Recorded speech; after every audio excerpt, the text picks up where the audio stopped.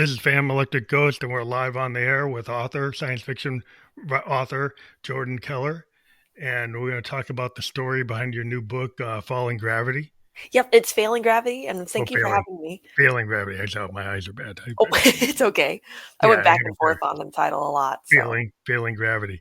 And yeah, we'd love to talk to people who are creative people. That's kind of our wheelhouse. We always talk to creative minded individuals, and like you're this is like your latest release is Failing Gravity, but it's part of like a trilogy. Is that Um, correct? oh, nope, so this is a standalone Oh, novel. it's a standalone. Yep, Oh, I it's just separate. finished up a Oh, trilogy about superheroes. oh, so this is outside of that. So I was Mhm, confused.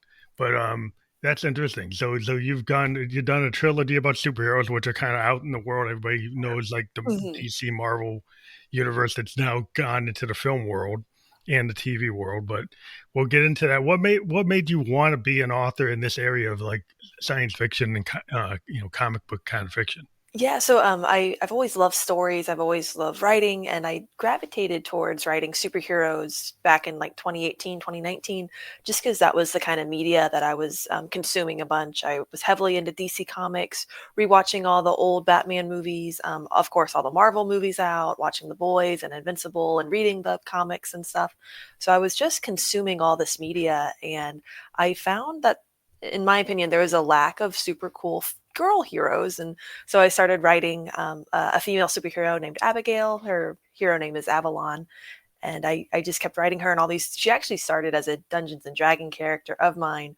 And I put this barbarian into a superhero world. And that's what started the whole Ashes Over Avalon series. And so I just wanted to write a really cool girl superhero and what it meant to be a hero and all the obstacles she had to overcome to prove that she belonged in this space just as much as any other hero did. That's interesting because we go back in like DC and I had Wonder Woman. Hmm. And she was actually written by like I believe he was a psychologist or psychiatrist that actually wrote that book. Was Oh, actually if you go read the history of Wonder Woman, it was kind of strange that yeah. like it wasn't a traditional comic book writer that wrote it. It was somebody that had actually come from like the medical space of psychology or psychiatry. Hmm. You go check the history on it. But Hmm. I also was very interested in like female writers as a kid because I think I talked before we got on air is like the Wrinkle in Time, the Time Quartet, Hmm. which is like Madeline L'Engle, and and then if you go back to Frankenstein, Yeah, Mary good old Shelley. Mary Shelley. Yeah, it's like so a lot of people they watch the Frankenstein movies and they forget about Mary Shelley. They think about the male director that did the movie and they forget Mhm. that it was a female writer that created it. I So mean, I'm famous for doing that too. I'll always forget the authors. I'm like, "Oh, I love this book, and who's it by?" Like, give me a second. I'll have to run upstairs to the bookshelf and look. but I think it's important to like for people to, readers to know that science fiction isn't just Harlan Ellison, Isaac Asimov, Ben Bova. Isn't just Mhm, that wheelhouse. There isn't just like Gene Roddenberry and like Lucas and Spielberg. It's like it's not just in that wheelhouse. You mhm. can. There's a lot of writers. At least in independent comic books, you start seeing more female writers. Absolutely, and independent sci-fi movies and sci-fi books also, the ladies are taking over. Well, I think it's interesting because there's your I'm dog. so That's sorry. okay. That's fine. But yeah, it's interesting to me. Like I got drawn to like female singer songwriters in the last 20 years because I thought they were more interesting than a lot of what the men were doing. Were kind of repetitive, Yeah, and I wanted to see like what's coming from like like Liz Fair. Like she came along. And these other women writers, and you had Joni Mitchell back in the day, but you have a mhm, lot of like Riot Girls, like the kind of punk mhm. aesthetic that Like started to Tank show Girl up. Yeah, it just made me. I want to hear a different voice, mhm. and so that I'm made you. What made you want to create your character is because you didn't see enough of that in the world. Yeah, I was trouble like just seeing like finding myself in characters like, oh, like yes, there's Wonder Woman and yes, there's Hot Girl and but like where is the super cool flashy ones and the ones that are kind of struggling with what it meant for them to be a hero and because in my book trilogy, the I kind of stole a little from the boys in the sense of having like corporate owned superheroes. Because, in my Yeah, opinion, if superheroes were real and we had them in America, of course, they'd be run by corporations. Their social medias would be monitored. Their like social ranking would be important to like their standings and how much they get paid and everything. And so I just wanted to explore that through a young lady's perspective. Because, I mean, as a young lady myself, going through the corporate world of just normal corporate America, there were so many hoops, extra steps I felt like I yeah, had to take. ceilings, glass ceilings, and all kinds of stuff Yes, like thank that. you. And then it is also with like the idea of like the female superhero. A lot of times that you don't really get like a good story. Like you get like Supergirl. And if you Yeah, look at the old Supergirls, and Superman actually like one time sent her away. He yeah, just like you failed. I'm sending you to another planet. because it I'm was like, just easier to deal with her by sending her away. Yeah. yeah. It's like, what is that? And then and Wonder Woman was always getting tied up. And I'm like, what's that? What about? And then you saw that a lot. I was watching some analysis where a lot of the male writers were like, they'd have a super female superhero and she's always getting tied up. Hmm. And I Which was like, makes no why sense. you're always getting like dominated? I'm like, well, that's not cool. That's a lot of layers into that. Yeah. And I'm like, that's like, what's going on here? Like, why can't we have somebody actually tell like the idea like Marvel had with like Peter Parker with Spider-Man was like you have this teenage kid that had all these problems, didn't have money, wasn't like the Justice League, he wasn't like Batman, he Hmm. didn't have money, he's always having trouble, he's always kind of on the outs. What if you actually had that kind of a different, like more realistic, Hmm. more like coming from like not somebody who's just a millionaire. But I don't know if how you approach it. Did you want to go more like the Batman millionaire type of Um, thing, or More sort of down to earth, like all the heroes in the Ashes Over Avalon trilogy, they all have a supernatural ability. They're not all like tech savvy, but like they all kind of come from different walks of life. Our main girl, Abigail, she's a little Parkerish in that like she's got a one-bedroom condo that she's always hoping to make rent by the end of the month for. And then like their company's president. He's completely loaded. He's got no worries. And one of the heroes is a family man. He's got three kids at home. So he's always juggling like, how far can I put myself out into this career that I love versus the risk of not coming home to that family? yeah, So, yeah, they kind of trouble like having to pay the rent, pay the mortgage, deal mhm. with my family, make sure they don't get hurt. Yeah. All And those type of things that they superheroes that aren't don't have like a Justice League or Avenger kind of Tony Stark running it. right. You have this like, oh, we're just gonna live in this world where we don't have to deal with like paying rent. Mhm. Like That's they're not. all That's normal not. people. They all Yeah, got their shifts and stuff. And yeah. So that seems like it's. Did you have trouble trying to market this type of character because um, the expectation is, oh, it's got to be like a Batman, it's got to be like an Avenger, it's got to be like it, this. it Did you kind hear of people say they didn't see a no. market for it, or were you able to get into it? It was kind of the opposite. It was easy to get into it by like showing them something different. Like this isn't your everyday Batman. This isn't your everyday Superman. It's that same flavor of superheroes that you've come to love, but with a new spin on it. So with it being like everyday folks, a lot of business humor because they work in that corporation tower, Mhm. and then with the main character being a girl, and so it kind of helped being different. So the two sides of the same coin sort of thing. If I kind of grounded it in reality where it could be like Manhattan, it could be LA or whatever, it could be someplace that Yeah. people know. Is that easier as a writer to like say, I'm going to ground this in some reality rather Uh, than putting it into some yeah. fantastical world where things are not So exactly, a little yes, a little no. I base the hero story takes place in a fictional city called San Arbor, but it's just copy and pasted Cincinnati, where I'm from. I just changed street names and landmarks, and so it's really easy to start with where you're at or somewhere you're familiar with, and then changing things slightly so that way. My biggest fear was I'd get something wrong with like a downtown building, or I'd get a oh, some street people name. trying to find it in reality. So Yes, you so make your Gotham, right. so it's not New York, it's Gotham. It's not, it's kind of like New York, Mhm, but but it's not not. exactly New York. So you can get away with making things that aren't accurate. Yeah, and then like I needed something in the book that wasn't part of Cincinnati, so I was like, oh, I can just add that in because we're not really there, and so it was Yeah. a So great you get like the building slight structure. reality. It's not like some world like, living on Asgard. No, very real So world house. yeah, it's not like a Tolkien world with the Hobbit, you know. Yeah. I envy writers who make those kind of worlds because I get so lost in the weeds. I'll either overwrite and it gets boring, or I'll underwrite and forget all sorts of things that the world needed. Because like you're saying, you were into Dungeons and Dragons, so there could have been an opportunity to make it more like a Tolkien world, where Yeah. you decided to like maybe I'll take some fancy aspects from that world, but then And not totally try to world build that way. exactly, because again, I just knew I would miss something, or I'd overwrite it and get boring. And in my mind, superheroes didn't really make sense in a Tolkien-esque Yeah, Dungeons 'cause and they're all Dragons. superheroes anyway. They're all powerful beings. They Exactly, already had right. it's like that's like the norm. Hmm. So if it, like the thing that's interesting, like in the comic book world, is like you have a mutant or you have a super somebody with a power, Hmm. and everybody else doesn't have it. The majority of people don't have it. So Right. it's like that's what makes you like different. And makes them all special and makes it really, there's a lot of tension between the superpowered and the normal people, because like, how are they going to stop these people? They're invincible. Yeah, so you get this world like in Marvel, like the mutants. There's this whole thing where mutant was kind of used to create a situation of like kind of racism, like Yeah. what happens when people are different and then people hate them.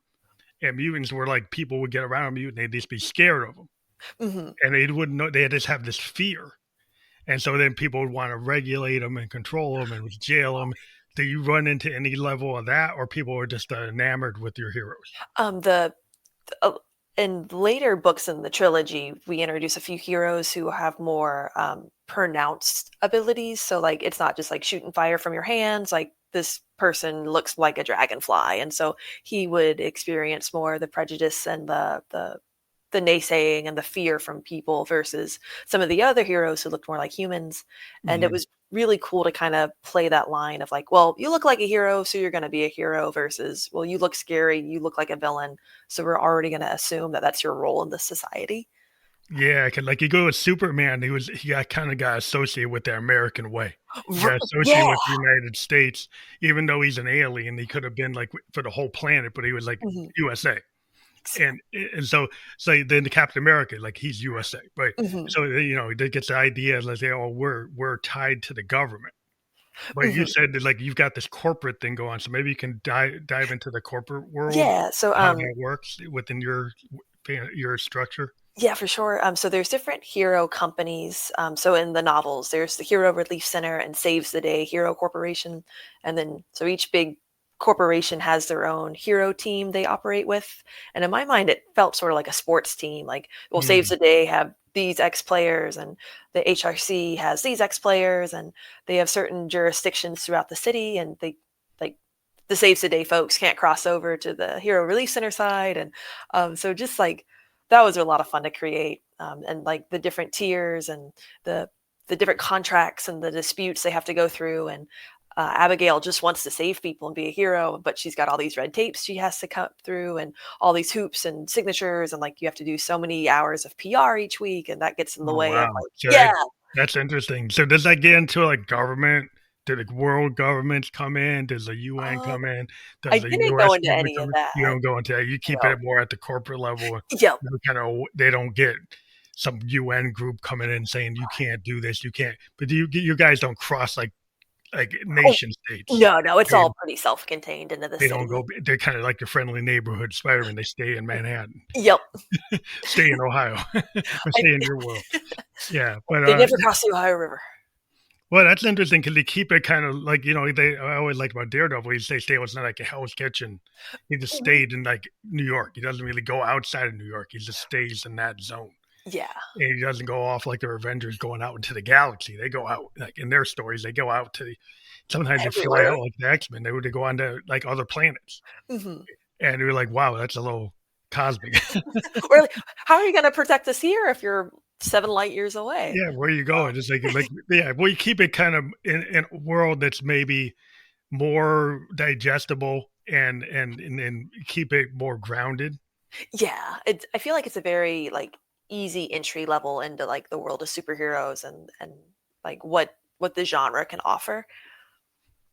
Yeah, because a lot of what goes on with the superheroes now in the comic book world is they have all these like really long epics, and Hmm. they tie like multiple characters together. Yeah. And in the industry, it's kind of like, well, you have to buy, yeah, like this comic book with this other Uh-huh. comic book. You got to buy it for next year because they're all like all co-mingled, and they have I these big epics like Crisis on Infinite Earths was a mhm. DC thing, and they kept on doing. Marvel has all these Secret Wars where they do all these big long like epics. As a comic book reader, anytime a crossover ended, I'm like, all right, I'm done. No more crossovers. I can't handle all this financial responsibility. And then a new one would start up and I'd be buying the books like, oh, dang it. Do you try to link your stuff together like that, or is it kind of like Um, you're the the three trilogy books, Wildfire, Burnout, and Combustion, they're all linked together. It's one big epic, and then the new book's totally separate from it. mhm. So So it's kind of you have a standalone. yeah. So your standalone is it still in the superhero world? Nope, it's totally new. It felt so weird to write something non-superhero after spending so many years with the Ashes Over Avalon trilogy. So Failing Gravity is more science fiction dystopian. It's sort of end of the world. It's towards the future. We've got like a huge natural disaster has occurred, and different pockets of humanity is left over. And it's the story between the slums, which is the shadowy city underneath this floating city that's just above the acid cloud, so they don't get to see Yeah, all the where hardships. all the upper class people live in that cloud Yep, city, and then yep, all the common peasants live in the other world. absolutely. And so like the cloud city people from Ikaria, they don't see all the hardship that's going on Earth, while as the people in the slums, like they're dealing with it day to day. And there's this huge resentment that the slummers have towards the Ikarians because like they have all this technology and they could really help them out, but they're too selfish with it. They won't bring it down. Is there any dependency on the cloud city on the peasants, or are they totally separate from them? Totally separate. Ikaria has outlawed like robot fighting and alcohol and gambling, and so the Ikarians will come down to the slums for like wanton endangerment and like place their bets and go to these fights and go to the bars, and so they kind of rely on them for entertainment purposes, but it's all Oh, like illegal and like kind street of like a racing. tourist, like you're like fantasy tourism. Yeah, it's like a Las Vegas sort of vibe.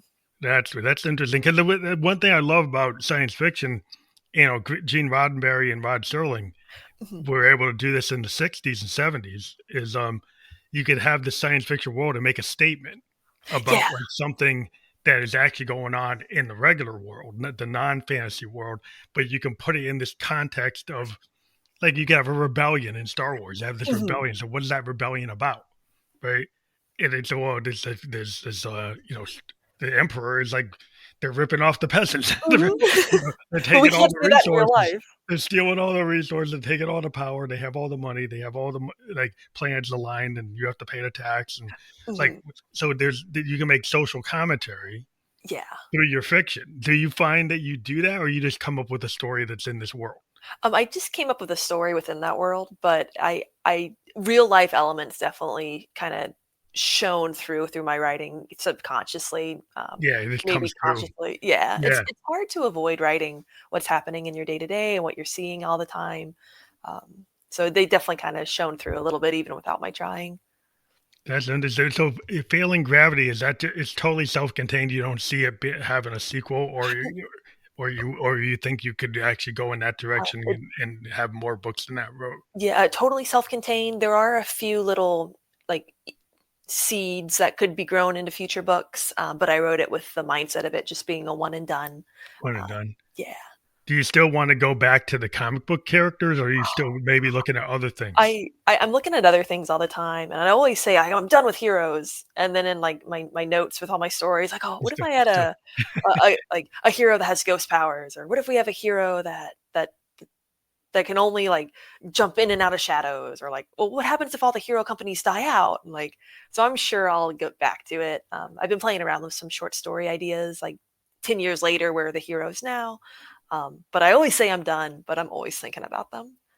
so when you were doing the hero books, did you go to Comic Cons, or did you go to like different like venues where the comic book like fans are, or I did you try to market it to that group? I've never been able to be at a Comic Con yet, and it's one of my biggest regrets. Every year, when the one that comes to us in Cincinnati, I'm either working or I'm out of town with something else.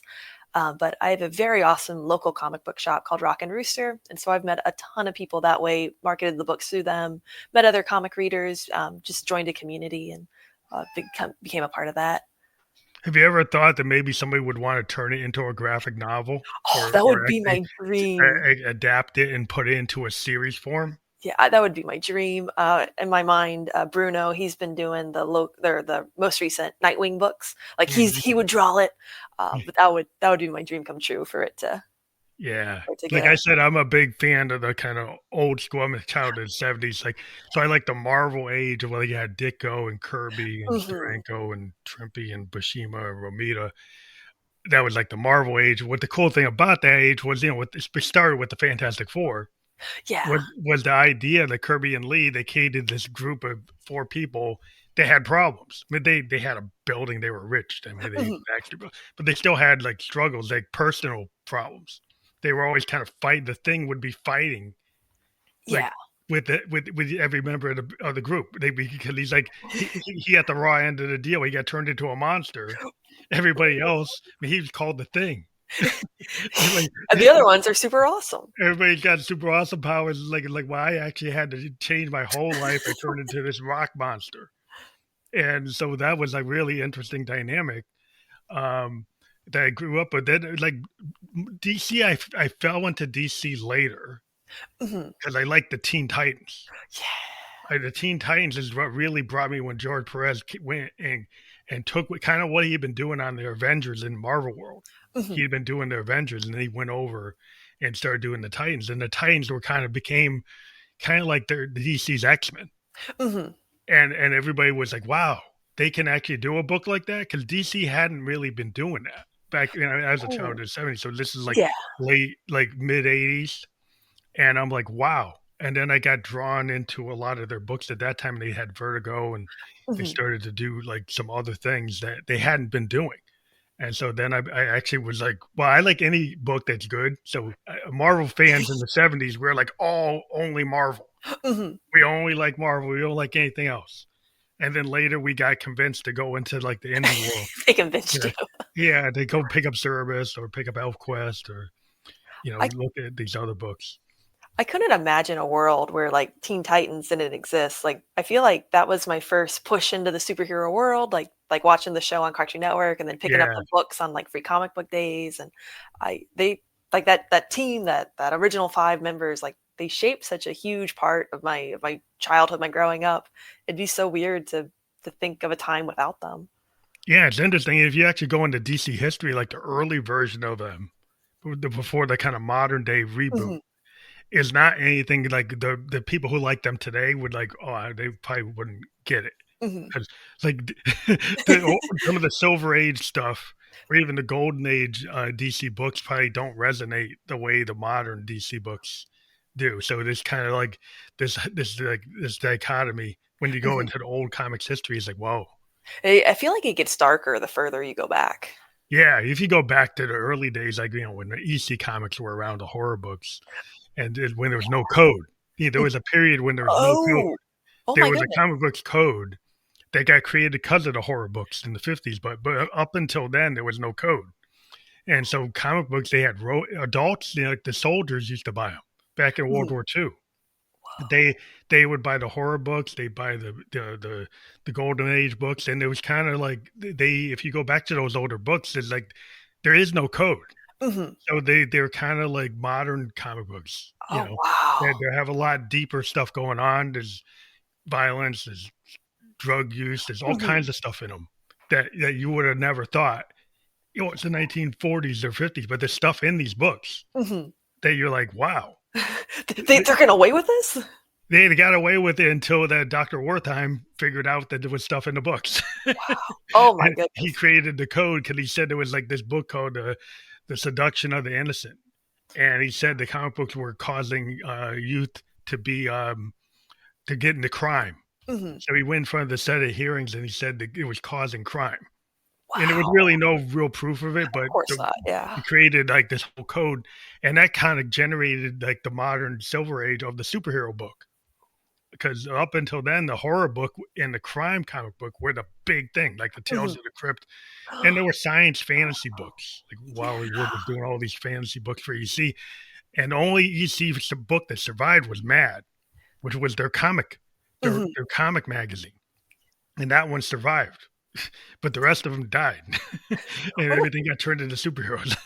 what a fascinating way to, like I Segments. never would have known that, yeah.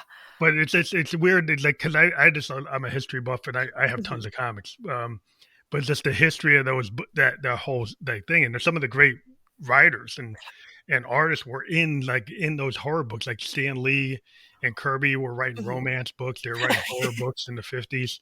Ditko was doing horror books, and then it all, changed in the late 60s, mid 60s, like 63, Mhm. 61, and then you get Spider-Man, you get Fantastic Four, you get Hulk and all those things. And then suddenly the DC guys saw the Marvel guys picking up and they start Mhm. shifting, but they were more trying to get the kids. Marvel was actually trying to get college kids. Oh, wow. Lee and Kirby kind of made a decision that the people reading their books were actually like college kids, because they Mhm. started getting letters pages and they saw that there were actually kids going to college that were reading the Marvel books. Oh, wow. And so they started writing the stories in knowing that these aren't just junior high kids Yeah. or kids in elementary school. These are like college kids. So they wrote stories that actually, like, the reason I think the movies resonate, because they're a little deeper than what you would have thought. Right, resonating more with that older Yeah. audience. So I mean, the idea, like, a lot of people like these books now, like these, the idea of comics Mhm. is in the movies were embedded. Everyone wants the next Superman movie, the next Batman movie, the next Avenger movie. Yeah. There's a wide audience. But in the 70s, it was kind of like the kids who like Star Trek and Doctor Who. Mhm. It was like the nerdy kids. It's like the other kids. They're like, "What are you reading No. those for?" The nerds are taking over finally. Yeah, it's like it's really interesting to me that, that a lot of women at the time, they would look down and, like, at people reading comics. It was like, "What's that? No. What are you Mhm. doing that for? It's corny." So now that you're like, we got this whole world where now people want to get into it, and you have independent female writers like yourself Yeah. in this area that was kind of like the nerdy era. And now it's like I'm really, happy to be a part of it. yeah. Well, I always thought it was a cool place to be, because I like Spock. I thought Spock Mhm. was a hero to me. Mhm. Yeah. But when you're writing, and people, you tell people what you do. What are other people around you? What do women think about, like, the area you're in, like Yeah, your friends? they think it's really cool. In college, I a lot of my friend group were also writers, and we would write scenes from our Dungeons and Dragons games, and for Oh, so one you had a group of people that are in the same thing. Yep, yep, and so, like, for one of us to make it, like, it's just been really encouraging like, be here and also encourage other people who may So have you're not have saying thought. in Yeah. that, that's what you tend to find is, like, law of attraction. Like, if Yeah, you're yeah. a writer, then you tend to have writer friends, or you have Mhm, artist friends, or people who are in the arts mhm, just, like, around you that are like creators. a collective Yeah. of people, like musicians. Like, we hang around, like, it's safer to go to the club with 5 bands, 5 other Mm, bands. Like, if you go to set up if you're in a band and you wanna make it, well, mhm. you link with a bunch of other bands, and you go as a collective, and you take over that club for a week versus you trying to go there by yourself. Yeah.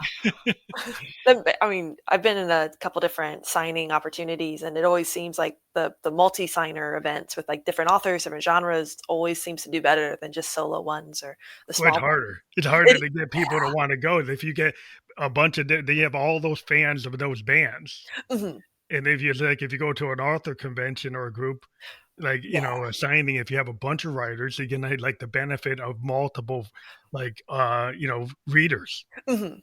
They're all gonna go and say, well, they cross-pollinate, say, "Well, I'm gonna read this person's book, and I didn't know about that book." Mhm. So then you get people into your genre. You get them into the space of, "Oh, maybe I should be reading this instead of watching, like, binge watching, like, something on Netflix." Mhm. There are so many times, like, I'll go to concerts for the headliner and leave with, like, the openers, like, all their, like, CDs and T-shirts because, like, I fell in love with them, and Yeah, but it's a great experience. that's the way you gotta hook, to me, being a supporter of independent artists. I have always looked for the underground bands. I Mhm. grew up with college radio, so I Oh, grew up listening to REM before they got big. yeah. I listened to like the Replacements before they got big. Mhm. Like Nirvana before they. I was listening to Nirvana on Sub Pop before they blew up, Oh my gosh. and I was always into that kind of space. I Mhm. was listening to bands like Husker Du. You might not know who they are, but like there's a lot of bands that were like the grunge bands. Mhm. They like grunge bands will note like a band like Husker Du is like Bob Mould, Grant Hart. Like Nirvana was listening to that. Like they were listening to bands that didn't make it. Right, Mhm. like kind of like Lou Reed and the Velvet Underground. They inspired a lot of independent artists. Like they inspired REM to do what they were doing. They Oh, wow. inspired like the Counting Crows. Mhm. A lot of the like the stuff that Lou Reed did before he made it big in the Velvets inspired independent artists to say, "Hey, I can actually do subjects that aren't just about a love song. Mhm. I can write about the dark heart of New York. Yeah. You know, I can write songs about the underground in New York." And make that a topic that's typically not like, whoa, that's not a pop song. Mhm. That's a different type of song. It's not a pop song. It's like a story song. You know, And, oh, I'm so grateful for those kinda artists because I get so bored with, like, pop radio and pop music, and so having those darker elements and those story songs, they're so tasty in comparison. yeah, because like the A&R guys or the guys that want to make the hits, they always want to just take like the Beatles and recycle them, or they Mhm. want to take whatever's the hit of the day and recycle it. And the artists that really push it, the Zappas, the Dylans, the Hendrixes, are the people that's like, well, I don't fit in that box. Yeah, and I'm gonna I'm keep gonna doing what I go wanna and do. do this, and suddenly it becomes the thing. Hendrix was in the studio, and there's big stories about like feedback was not something engineers would allow on the record, Oh, and yeah. and Hendrix had to force it. He had to go on the boards and say, "Hey, this is not getting edited out. Mhm. This is what I want on the song." And then when you get artists that knew what the vision was, even though there are producers and engineers around that went to Berkeley or did whatever, Mhm. you had to like press your point. Yeah. Like this is gonna hit the record because this is Mhm. what it is. Yeah. And sometimes today I feel people are just trying to get the hit and they're not really trying to push it like the Hendrixes and the Dylans, Right. like back in the Lou Reeds. It's like, yeah, that isn't on the radio because it's new. Just give it a second, people are gonna love it. It's new. It's like where's your adventure? Where's your adventurism to want to try to be in like that brand that to me is like the cutting edge of a pioneer Mhm. that's going on the edge. That's doing something they hadn't done. Mhm. Like Just the pushing Star those Trek idea. boundaries and I yeah. mean, the idea is like we're gonna go where no man's gone before. Like why not? It's gonna be great, just give us a second. Yeah. So I Oh, mean, when you open up this fantasy world, there's like so many things you can go with, right? Like mhm. even your science fiction world, your comic book world that you've gone into, you can go and create these visions or concepts that Yeah. aren't like the everyday thing. But then Mhm. you can have everyday things in the background or the subtext, right? Right, and, like, it's really easy to fall onto those genre tropes and what people expect in, like, superheroes and science fiction dystopians and then kinda having that to rest on and then just expanding from it, like, 'cause you don't wanna stay at that stasis where everyone's comfortable. You wanna push out a little bit and show them something new. Um, so But yeah. when you write like books, do you plan it out like an outline, or do you kind of do stream of consciousness? Like I know I've talked to writers like when they're talking about their dialogue, Mhm. sometimes they go into like a stream of consciousness. They're on their typewriter or they're on their word Yeah. processor or whatever, and they just go flow. And then they have an outline of what they want. But sometimes when they look at their flow, they say, "Oh, this flow is changing the direction of my idea," and they're willing to Mhm. actually adjust. Yeah. Do you find that you do that kind of sequentially or I non-sequentially yeah. or however it comes to you? I feel like I'm very organic in my planning.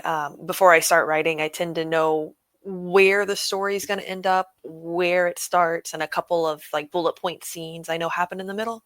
But otherwise, I keep it very flowy. I let the characters kind of guide themselves. I let the story become its own thing. I tried seriously outlining one novel once with like chapter one, XYZ happens, chapter two, XYZ happens. And I didn't write the book after because I knew how it ended. I knew all the surprises and twists. And so I just didn't have any excitement to figure it out. So I feel that doing it, the kind of going in blind, I have my little bullet point list that it keeps everything really fun and exciting. And I'll Yeah, discover things as I'm going along. It makes editing draft two really difficult because I have to remember, like, oh, wait, they don't learn that until like page 89. We have to bring it back a little bit. And, but it's very, very freeing to write that way, I feel. yeah. I found as like the modal jazz fusion method of writing is like like Miles Davis. They went in and they did some of his great records. It was like Mhm. they had a sketch, but they Ooh. didn't have the demo. Oh. They would go in and they do these songs just because like they're expert musicians and Yeah. they would do it based on feel. And a lot of times when I've been a musician, it's like you can go in and somebody can have be like a real A type personality. They got the whole thing sketched out, and it's like Mhm. very boring. Yeah. It's just no, And there's no I'm not room. very excited about doing a session like that because it's like, okay, you want it to be exactly the way you wrote it. You don't want any surprises. Okay, No, have that's, luck with that. Because to me, it's like what works is like you have people come in and they give you what they got. Like that mhm. bass player, he could do what you wrote, or he can give you something that he felt. Yeah. And I think if you let him give you what he felt, it's gonna come out better than if you actually try to dictate to him what it should be. Doing And it that type A method almost feels like homework. Like, oh, I got to sit down and write my chapter. Like, oh, I got to sit down and write it's this not song. fun. It's It's like not fun who? at Why do all. you want to be a musician? Because you want to do it because you love it. Yeah. If somebody takes all the fun out of it, There's, if they yeah. make it like a job, then I don't want to do it. Mm-mm. It's like it shouldn't feel like a job because like it's something I love. If you make it feel like a job, you're wrecking the mood. Yeah, like there are always steps in the writing process that are more difficult than others, but the day I sit down and don't look forward to doing it, I know I've lost something in my soul. Yeah, it becomes like workmanlike. Yeah. And then like where's the fun in that? Mhm. There's no Because there's a passion, no famous joy. story about the Eagles, like when they went and did Hotel California, they did the tour. Oh. Like they Don Henley and I forget the other guy. But I forget his name.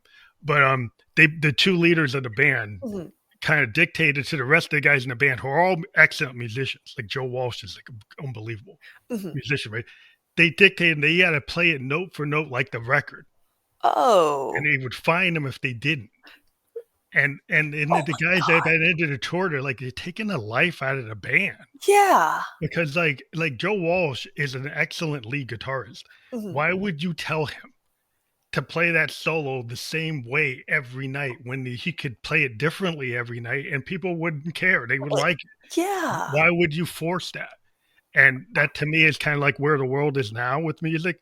People hear these bands the same way they hear them on the record. It's like, what fun? Mhm. There How is that fun? I like when you see a band live, you want them to sound good, but like if they're gonna sound just like the album, what was the point of going? Like you want Yeah. that spontaneity and that energy and Yeah. I mean, the oh, reason you want to go see is like, I would go see, I don't know, the Allman Brothers mhm. at Great Woods and they would just go off Yeah. and they play like Blue Sky for like 15 minutes. The song doesn't go 15 minutes, but they No. turn it into 15 minutes. They would see Funkadelic and they would tear the roof off and they play for like 25 minutes. Gee, oh, And that'd be it's like so it's cool. nothing like the album, but that's why I went Mhm. because I knew they were going to do that. Yeah. Because that's what they do. It's like the Grateful Dead. People would go to San Francisco and see the Dead play for like 3 hours, Oh my and they gosh. would just go off. Mhm. And the people just followed them because every time they went somewhere, it was like a It was a happening. brand new show, It yeah, was like yeah. this is something. It was like that was just the whole point. It was like a Woodstock thing. It's like Mhm. it's always going to be this big thing. It's like it's never the same. No. It's a why. Like, why do you want things to be predictable? Yeah, and I can only imagine, like, I'm not a musician, but if I had to play the same song the same way every night for, like, 4 weeks in a row, I would get so bored. Yeah, I mean the guys who love the. I mean, classical musicians they can get in that zone playing Beethoven or Bach, but it's still the director, the conductor Oh, yeah. actually does tell them to change the dynamic shifts. Mhm. So it makes it interesting because he'll read Beethoven or Bach differently And Ooh, so that's they'll something do some else. dynamics that are a little bit different based on who the conductor is. And so that makes it interesting for them. So they're Mhm, like, fine, I'm playing Beethoven or Bach or Chopin, but I'm having a director that's interpreting it in a different way. So then it's cool. mhm. But if you had somebody that's always interpreted in the same way, Yeah, then you're like, why would I this is want that? lame. But it's like that's why you want a voice like to be a human voice. I'm kind of going to seg into something here Yeah. with all the AI Oh my gosh. in writing today. They got. I mean, I've run into some tech bros that told me like, "Well, AI is going to replace musicians, so you won't need to do that." I'm like, "Really?" And it's Mm-mm. going to replace the authors and it's going to replace the actors. And I was like, "Well, it's nice that you want to do that because I can see that you want to make the money from the tokens and you want the profit center to go from the artist to your tech company." Mhm. But I don't think that has anything to do with humanity and art. It has something with you trying to change a profit center. I'm like, "Oh, oh, I And I don't yeah, know if oh, that's anything anybody wants, but maybe people will accept it because it looks good on its surface, but it's not. yes, yes, on the surface, but once you start kinda looking a little closer, it just feels cold and lifeless and, um, ah, yeah. Because I feel like tech, I'm like people, well, you're anti-tech. Like I understand that we used to have a typewriter. When I was in college, I had a typewriter. Mhm. Yeah, we didn't have computers. And they were the tail end of my college. They started, Macs and stuff started showing up. And I was like one of the first generation that went to college in '86, had my typewriter. By '88, I was using the word processor and the first Mhm. Macs. And I didn't need but the first 2 years, '86 and '87, I was still using a typewriter. Mhm. So I saw the shift. So, but it's like that to me, it's a tool. Ri It's like, yeah, so it's the not a AI you can replacement. use as a tool, but it shouldn't be writing the paper. No, no. And, like, we did I'm part of a writers group, and we were looking at different, like, AI written submissions and stuff, and, like, you could just tell by a couple of lines in, like, "Ah, a human didn't write this because like, it just felt wrong." Yeah, somehow it doesn't have like when I see AI in music, and what I'll notice is very antiseptic. It's too perfect. Yeah. There's no timing errors. Like a real musician, when they put a bass line down or Mhm, a drum beat down or any part they're putting down, there will be what they call like micro timing errors, which is because you're a human. So mhm, you're not exactly on the beat. You're a little bit off.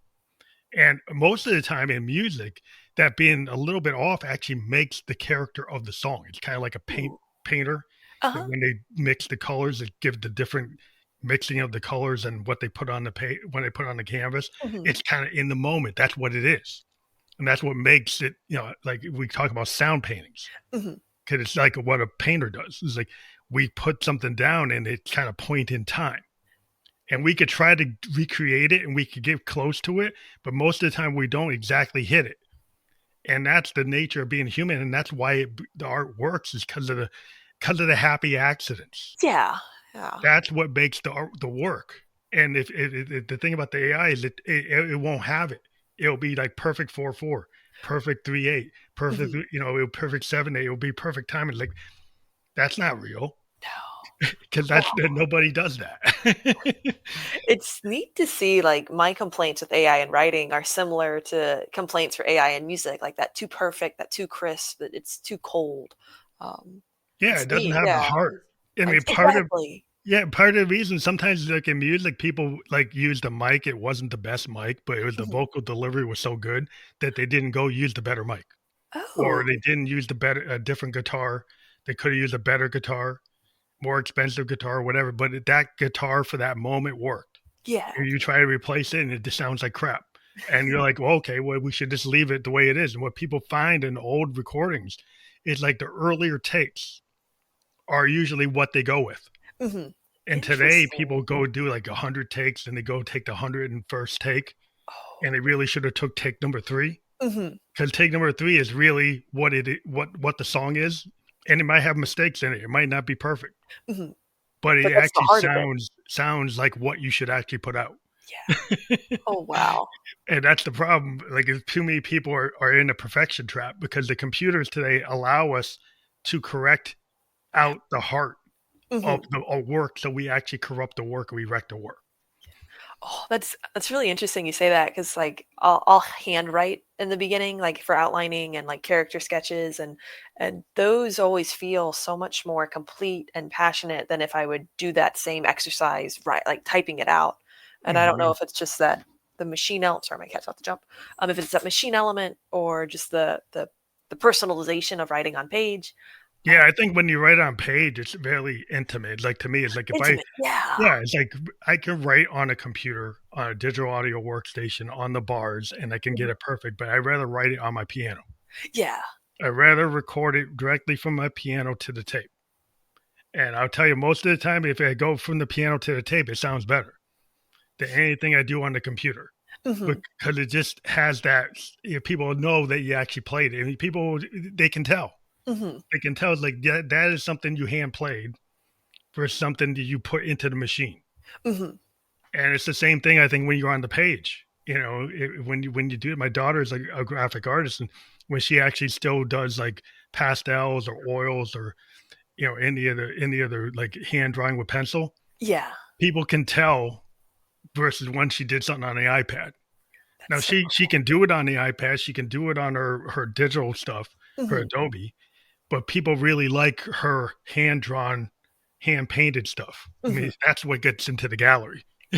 Oh, that's like, Yeah. it shouldn't be a surprise, but it's nice to know, like, these same elements transcend all these forms of art.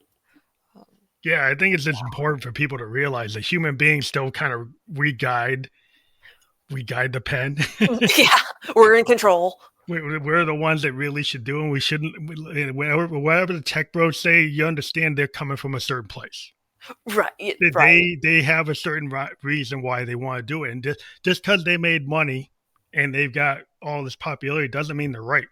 Mhm, And so people have to go with their gut. I think people need to go with their gut because I was looking at a Disney movie that was like it seemed like it was all like yeah, I don't know, it was all computer generated versus like the original Snow White, which was done by graphic artist animators. Like yeah, that to me is a Disney film. mhm. I look at the new one and it's just not cutting for me No, because I like Fantasia. I like the original, old school art, and maybe that's mhm. me because I'm old. No, But there's I'm right something there with about you that on that. original art. It's like that's Disney to me. Yeah, and, like, those hand-painted backgrounds they Yeah, use and they're those brush. beautiful. I mean, it's real artwork. It's like looking at the Warner Brother cartoons in the Mhm. 40s and the 50s, looking at the Felix the Cat cartoons Yeah. and Steamboat Willie. Like, there's something about that art. Popeye Mhm, cartoons. It's like that art is unbelievable. Like the level of work that went into it. mhm. It's Maybe like that's human hands. yeah. Maybe that's why human-made art feels so much more warmer because you know all the time, the dedication, the sweat that the artist put into it, and maybe Well, that's it why it takes a feels so lot longer. I mean, today it's like, oh, I can do it on a computer. It's like, but sometimes there's something that's worth the effort. yeah. If it's worth doing, it's worth overdoing. Yeah, it's worth the time it takes for you and to take your subconscious mind and put it on the page with ink and get really intimate with your idea Mhm. and know that this is my vision. This isn't coming from a chat GPT prompt. Right. Right. It's not coming from a Gemini prompt. This is something that's inside my head, is my vision. Mhm. This artist is like, okay, well, fine. I need a prompt to get me going. Fine, to get you going, but don't do Right. the whole thing. That's that tool element we were talking about, using it Yeah, as a tool versus a replacement. yeah. The problem is, I have people like would tell me I would do the whole thing, Oh, like really no. do the whole thing. I don't want to see your fancy novel that mimics Tolkien that Mhm. was written from that Yeah. because I could just go read Tolkien again. Right, right. I'll just go read that again. It's like, why would they read that? It's like if you're gonna clone it, I'll go read the original. Because it's gonna be better. Yeah, there's something about that original writing there. Yeah, it's long. Yeah, yeah, yeah. Like the problem today. Do you find with the length, like you used to be able to do like 200,000 word, and now people have to do 60,000, seventy Yeah. thousand word. Do you have to reduce the word count per book? I thankfully I don't. I'm an underwriter, so when I finish my drafts, I'm having to find ways to expand them either by better explaining like descriptions, adding in different like plot points that I may have been lacking earlier. So I'm fortunate through underwriting. I usually end about 20,000 words below what I need, and so then I'm Okay. able to have some Yeah. cushion growing in, grow what needs to be grown and stuff. So. Do you find that because of people's attention span, it's harder for people to get like pulled in to a book, or you get an audience that gets pulled in, and you've been able to kind of resonate through like a law of attraction? You Yeah. found your readers. Law of Attraction found my readers, but because I knew the types of books that I wanted my readers to also be reading, short chapters, really actiony first chapters. So I made sure to incorporate those. All of my stories will start right in the moment, and then shorter chapters. That way, they're more bite sized, and you Hmm. can like read one. Like, oh, well, I still have more time. Let me read another one, or like read a couple, set it down, come back to it. Because I know if I'm reading a book and one chapter is like 30, 40 pages, it'll take me days to get motivated to finish it. And so I didn't want any of my readers to experience that. Yeah, it's interesting because like growing up in the '70s, like I didn't have the internet, didn't have a little pocket computer called a cell phone, four TV channels, a couple of radio stations. So like I could get into a book, and I go to the library. Mhm. Going to the library was something you did to get like material because Yeah. there wasn't so many sources.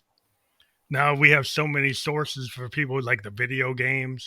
Yeah, like Mhm. in the record industry, video games have really pulled from music. The amount of money that people used to spend on records, Mhm. people are more willing to buy a $70, $80 video game That makes than to sense. buy like what used to be a $15 CD. Mhm. Now you got people who want to buy vinyl and will find like their indie band that they love. Mhm. They'll go buy it on vinyl. They'll go watch them and follow them. So you're starting to get people getting back into like indie music and finding like stuff that's off the beaten path, and they're willing to actually listen to a record. But the typical person, their money is being spent on these electronic um things like Mhm. video games, movies, streaming, TikTok videos. It's like they get drawn to that. They'll sit doom scrolling on TikTok instead of reading a book. Right. I, I am. I have been known to doom scroll. I will admit it. But But do you think like the authors, or do you find that you guys are thinking of ways to get people back into reading? I think so, especially like it like you said, it's that attention span because it is so much easier just to pull your phone out of your pocket and waste 20, 30 minutes on there versus like, oh, let me go up, find my book, sit down, open it. And I'm really bad. Like if I'm reading and my phone dings, like I'll go to check the message and still stay on it without putting it down. Hmm. So Yeah, yeah. they're kind of designed as distraction machines. That's what they should be called. Absolutely. Because they as a musician, what I find is like when I'm practicing with my buddies, like everybody like turn off your watch, Yep. turn off your phone, because I don't want to be in the middle of a take and then you mess up because you got pinged on your watch or you Hmm. get pinged on your phone. It's like if we're in the session, Turn it off. disconnect, Yeah. disconnect, because like it will mess you up. It will mess it up. Hmm. You can't like if you're gonna be in that kind of, you got to get in the zone. Right. When I'm It's in like my we're trying to do like 4 minute, 5 minute things, and if you get distracted, you get out of that oh zone. yeah. And you gotta be in there. You got like an actor. It's like you don't want the actor getting a cell phone call in the middle of the Breaking take. character and It's the same idea. you yeah. know. You know. Before I go to start writing heavily, I will turn off my phones. I'll make sure the animals have been fed and walked, so they're not distractions. I'll put on my favorite album and like until that album ends, I've got to be in this chair Yeah, you give writing. yourself like an atmosphere. Yep. That's interesting. I've talked to a lot of writers that do like to have music in the background, Hmm. and then I've talked to some that's like they can't have it. Like I so, have to some have of it. them can have it and it works for them fine, and other people like they got to be like a totally like nothing going on Mhm. in that environment. Oh, no, And I'm like, wow, that's weird.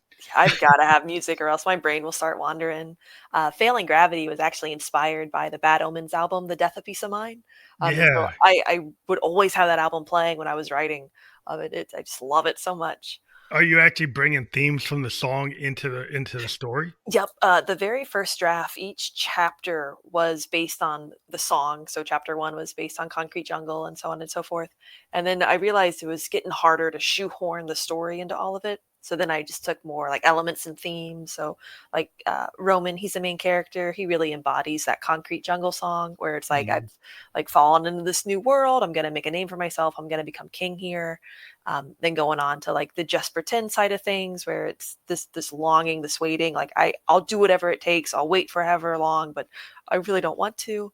And then going on to like the bad decisions part of the album where it's like he's hit rock bottom, he doesn't think there's any way out, so what's the point if not to just make all these bad decisions, because in his mind there won't be any consequences, the goodness is gone. And then the very end of the album with Miracle, it's just very hopeful, like I'm gonna find the beauty in it. And so those are the four main songs I feel like really stuck through the out or my outline, my little sticky note of bullet points. That's interesting because like music is the soundtrack to a lot of people's lives, and Yeah. you know a lot of people have used musical ideas to inspire their work. You know, I've Mhm. actually had authors on that have told me like what was going on in the background that was really driving them Mhm. to or being the kind of impetus to do what they were doing. Yeah. And it's cool when you have a clear line to Mhm. something, like so you have this clear line to that, which is cool. Yeah. Oh, and it's really neat. Like when I go back to listen to that album, like I'll get flashes from the book and like, oh, this would be playing in the movie right now. So have you thought about doing an audiobook? Do you do that? Do you have Um, you it's something on my to-do list. I know a lot of people when they come to look at the book, they ask about an audiobook, and at some point, I'd love to be able to point them in the direction where they can get it. But at the moment, there's no audiobooks yet. But I'd love to get one for the superhero trilogy, and definitely want to get one for failing gravity. do you think you'd have like voice actors do it, or you try to do it? I personally would not do it. I'd wanna hire an audiobook narrator. I know someone who narrates, and the amount of like effort and detail and all the work that goes into recording, I know I would butcher it. I even though like I know the story, I know all the words, I would not want that responsibility and fear of messing it up. Yeah, I think it's like when you have like a nonfiction book, I think it's harder because you got a lot of characters. Mhm. I've heard is like a lot of people think if you write nonfiction, it is kind of recommended that if you're the author to try to do that voice to do the audio version because it's like your Ooh. voice. Yeah. But if it's like a fantasy book or it's a fictional book, and if you got characters, it's harder for like that author to Yeah. narrate the whole thing. That makes sense. But that makes sense. Well, Yeah. Yeah. I always thought, well, I like to hear people's voices because I'm a singer mhm. songwriter. So the idea, like in the old days of music, you had like the writer wasn't the songwriter. That you had a lot of times where the writer wasn't, we get like a Yeah. Bob Dylan, he kind of changed the role that you Oh. actually have the guy who wrote it is the guy that sings it. Yeah. It's not kind of like if you had Nat King Cole and Frank Sinatra in the days of like the golden age of the voice. Mhm. Most of the people singing those songs, they didn't write those songs. Yeah. And so, but that when you do have like the age of like Neil Young and a Bob Dylan and a Jimi Hendrix, yeah, with like sometimes with their voices weren't like the traditional like voice that range was like, oh, like what's their range? Like Hendrix Mhm. was known that he was kind of skeptical of his voice because he wasn't a traditional singer, but he happened to be the songwriter. Yeah. And in the 70s and 60s, people started to say, well, why not have the person who wrote the song sing the song? Mhm. Ooh. Because it was kind of a radical idea. It's like, and then we're going to get like this thing where there's a synergy between the guy that sings it or the person that sings it and the Mhm. actual song. Yeah, because it goes back to that heart. Like they're gonna Yeah, have it that. ends up being a very heartfelt thing. It's very unique because Hendrix D to this day, nobody really sounds like him. Mm-mm. Dylan, nobody really sounds like Dylan. Neil Young, there's like Neil Young. He's like that's their brand Yeah, because that's who they are. like you And hear so one that word on the radio, you know yeah, exactly it's who like it is. that's the thing. Is like those voices, like iconic voices, and that's what I always try to tell like young artists is like your voice is your secret sauce. Mhm. Even if you Uh, don't think it's the best, if you work on the belief that yeah, you have the right to, you give yourself the permission. to get Mhm. that voice, whether you're a writer or an actor or a filmer or whatever. If you give yourself permission that that voice should be heard, Mhm. that's your ticket. Well, in college, I worked at our college radio station as one of the news anchors, and the very first time I heard my voice on air, I'm like, I can't do this ever again. I sound awful. And so it took about 3 weeks to finally find my courage again. And so yeah, but like yeah, like it's your voice. You have it. Speak it. You're gonna be heard You whether never more know. people. Like some people find it, you know, like Dylan, like people like to this day that don't like his voice. But there's a whole crowd of people that love his, So much more people who love it. yeah, who love it. And like, it wasn't the standard voice. Mhm. It is not the voice. The engineers would say, "Well, that's not a radio voice. That's not a song voice." And he was, Columbia Records. They were like, "Why is he here?" The engineers, they Oh. were like, they didn't understand, like until Mhm. they actually looked at the lyrics, and then they started actually listening to what he was writing. Yeah. And they said, "This guy's a really good writer, but can we find another singer?" They were still always kind of, "Well, let's give his songs to these other bands." And in the '60s, that's where you saw a lot of his songs were given to other bands. Oh. They had tons of bands were singing his songs. Mhm. And we're like the Birds were singing the songs, and Hendrix sing one of his songs. But there's a lot of bands that actually would take his songs and sing them.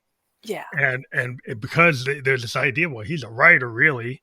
He's Oh. not the songwriter, but like the thing with his music that really was the key was like when he actually sang his song, it was magical. Mhm. Yeah, I Probably think that's sounded the way same better thing than with like anyone else who as a could. writer, like when you have your idea and you give it to the world, Yeah. it's your vision. It's a Jordan Keller book. Right. That's it's your stamp on the world. And like two people can write the same like story in terms of plot and character, but they're gonna come from different parts, different places in their lives, and they'll never be the same book, regardless of how similar they were Yeah, writing. like you get into the crime story or the romance story, people Mhm. still want they might have a similar structure to a romance book, Yeah. but there's a you certain like stamp of a certain romance writer that's their iconic signature, and they might have the same kind of plot, but it's Mhm. how they characters act and how their voice comes through. Exactly. That's why you get it, even though it's in the same genre. It's not the same thing. Hmm. For So sure. there's lots of romance genres. I always am looking for the new voice in any genre. Something fresh and tasty. Yeah, well, I think that's what to me what makes you want to get up is like the fact that there's somebody I haven't I haven't actually experienced this art before, right? Hmm. And that's what makes me want to that's what makes gets me excited.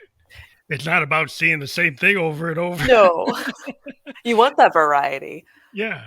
So I want to get people to like check out your website. Mhm. Thank you. So jordankellerauthor.com. And we do have books dash one. But if you click this link, what will people find when they go to your website? Yeah, so when they first get on the website, they'll have a little bio about me and a place to sign up for my newsletter. I send that monthly. You'll have the links to all of my books, my three superhero books, and then the pre-order link to Failing Gravity. There'll be a link to my blog. I try to do fun short stories, interesting tidbits. There's also a link to my second blog called Tales of My Tenants. I'm a property manager by day, and so this blog is all the silly things my college-age tenants call me about. And then there'll also be a contact page. So if anyone has any questions, they're free to reach out to me there. You do a podcast too, right? Oh, I do. Yes. This is new. Thank you for reminding me. I do a podcast with my best friend Crystal. It's called the Everyday Writers Podcast. We're on YouTube and Spotify. And the goal with that podcast is to inspire writers from any point in the process they're at, whether they are struggling with characterization or what plot they, or sorry, what point of view they want to use, or if they have questions about publishing, self-publishing versus traditional publishing. We just want to be a wealth of knowledge for new writers, and that way they feel like they have all the tools that they need to achieve their dreams, like Crystal and I have. Well, that's awesome. Yeah, Well, thank I you. like that you're paying for it. I like you're out there in the podcast space. Mhm. And I appreciate the time you took to be on the Family Electric Ghost podcast. We've Yeah, just thank you been for live having on, me. thank you. We've been live on Facebook, LinkedIn, and YouTube, and we'll be out in the world on those channels immediately after we're off the air. And we'll be on all the other channels you can watch or listen to a podcast by tomorrow, like Apple and Spotify, iHeartRadio, places like that. But I want to thank you again for being on the Yeah. show. Of course. Thank you for having me, and thank you for all your listeners for giving me their time. Thank you. Mhm.